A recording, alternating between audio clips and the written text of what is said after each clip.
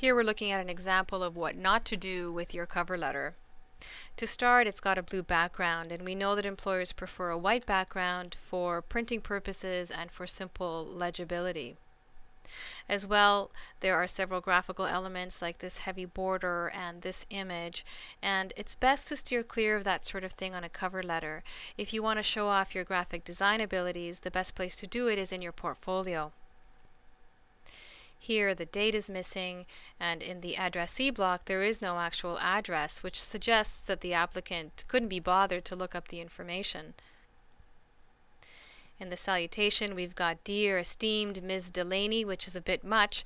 It's a good idea to stick with Dear Mr. or Ms. and the surname and leave it at that.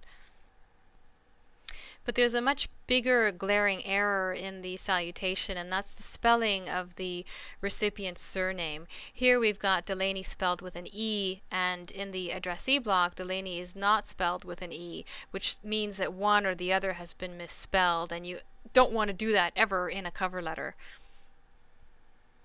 The formatting of the letter is inconsistent as well. It looks like it's meant to be a block letter because most of the paragraphs have not been indented, but some of them actually have been indented, and the closing block, for example, has been indented while the salutation hasn't been, and some of the paragraphs have double spaces between them while others don't.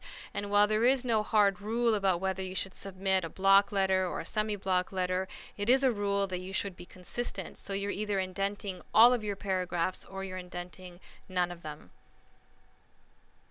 You may have noticed as well that a very fancy font has been chosen for the body of this letter, which makes it hard to read, and that can be very off-putting to a prospective employer. Overall, because this letter looks cluttered, it's hard to read, and the formatting is inconsistent, it's a good example of what not to do in your cover letter.